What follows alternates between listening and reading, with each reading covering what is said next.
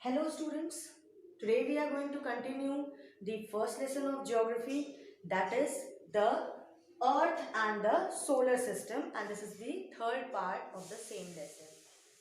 So, to study about the solar system. So, what is the solar system?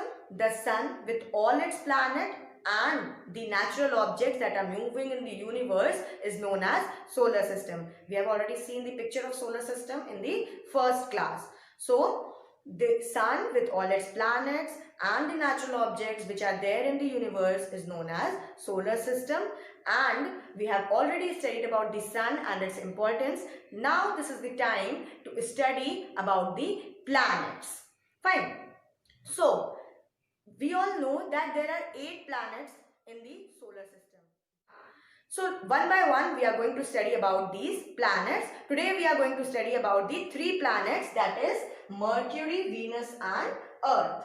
So, the first planet in the solar system is the Mercury, which is the planet which is closest to the sun, and it completes its rotation in 59 days and revolution in 88 days. Now, these two terms seems new for you.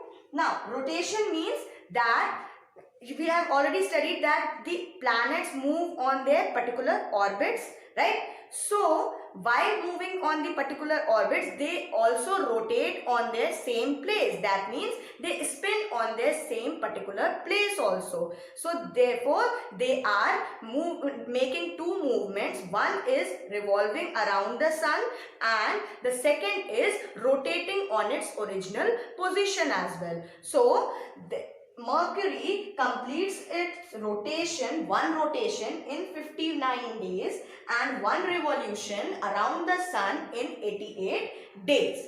Fine. And this is the planet which is closest to the sun. Second planet in the solar system is Venus. Right.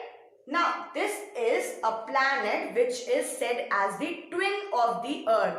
Twin of the Earth, why is it so said? Because it is similar in size and shape as of the Earth, and that is why it is said as the twin of the Earth.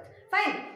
Now, this planet, as it is the second planet in the solar system, it completes its rotation in 243 days and revolution in 255 days. That means it takes 255 days to move around the sun, fine, to complete one revolution.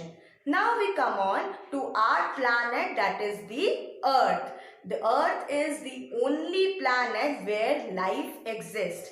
This is the only planet where we find life. That means animals, plants and human beings are only living on the Earth and on no other planets. Fine. So, Earth is the only planet where life exists, and this planet is also known as the blue planet. Why? Because most of the part of the Earth is covered with water. So, if we see the Earth from the high point of view, then what we find that it is blue in color. That is why it is also known as blue planet. Fine. Now, the Earth completes its rotation in 24 hours. That means in one day it completes its rotation.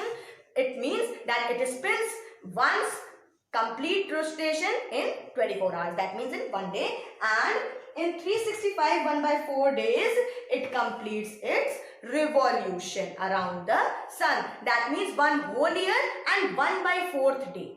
1/4 day. That means one whole year and 1/4 day is taken by the Earth to complete its complete revolution around the sun. Fine. Now, why is Earth the only planet which has life on it? Because it has few things which are important for us to live.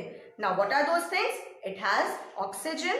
That means it has few gases in its atmosphere which is important for living beings, like oxygen, carbon dioxide, hydrogen, nitrogen and all these gases. Fine. Then next is it has water. That means water is essential for us. Without water we cannot live. Fine.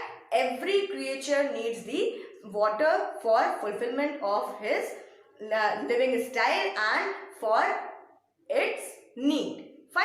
So water and air, these are the two basic requirements of each and every living creature, and this is completed by the earth, and that is why the earth is the only planet which has life on it, and none other planet is having life on it. Fine. Now this is about the earth. Till here you will revise, and then in the next class we will study about the other planets and the celestial bodies also. Fine. Thank you class. Stay safe and be at home.